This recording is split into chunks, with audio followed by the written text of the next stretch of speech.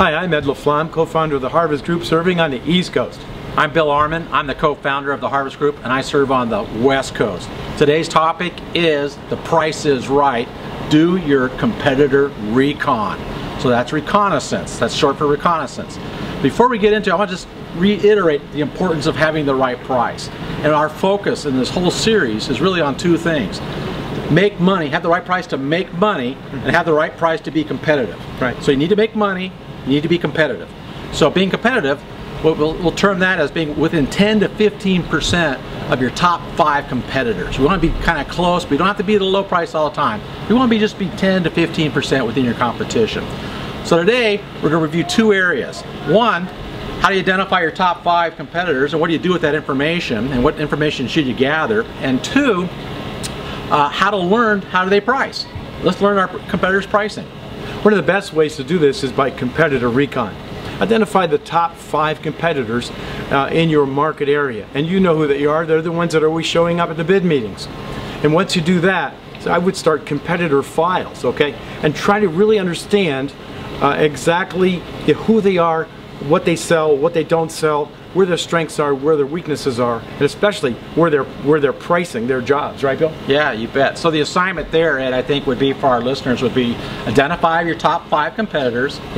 Know the names, ranks, serial numbers, everything you can to recon these people.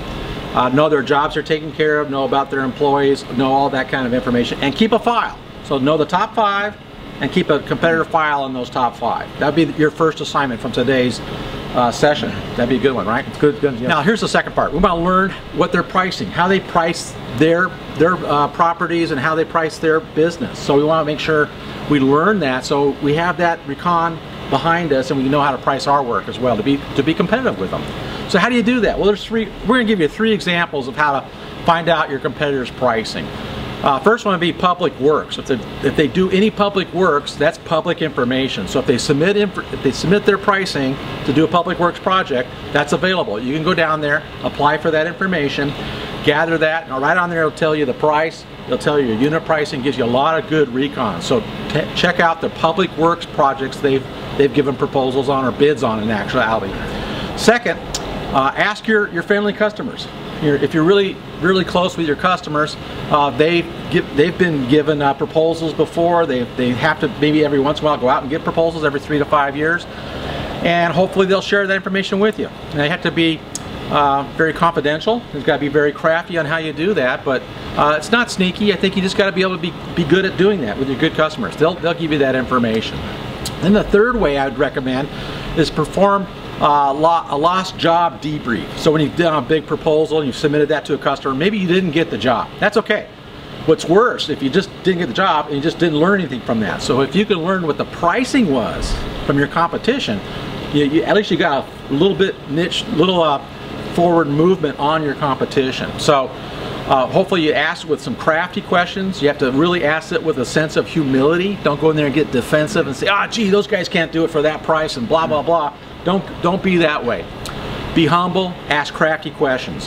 Hey, how close were we? I know you can't divulge the information. Were we 20% high or 30% high? They may say, well, you're higher than that. So then at least you know some parameters what your pricing was. So there's 3 areas. Public works, ask your friendly customers, and perform a lost job debrief. Good stuff, Bill, good stuff. One thing I'd like to add to what Bill said, make sure you do that right away. Don't wait till the next day. If you wait till the next day, they probably won't tell you. That's been my experience over the years. Find out right away. I got to tell you a story that actually happened to us. We had a very large account call us up and ask for pricing. And we went to our competitor files because we knew who was doing the job. And this is a large job in the neighborhood of $250,000 a year and up for extra work. So because we kept the competitor files, we just pulled those out. We had a pretty good idea what they charged per hour, okay? So we figured out how many hours the job took. Matter of fact, we actually went out to the job and watched them work one day. So we verified the amount of time. And then we just figured out the hours, multiplied it times what we thought they were charging, and then we just figured, where we can lower the price and where we could make it up in other areas. Submitted the price. Guess what? Got the job. So it makes sense to really does. you know, to have competitor files and really know what's going on with your competitors. So we hope this helps. That's all for today. I'm Ed LaFlamme, co-founder of the Harvest Group, serving the East Coast.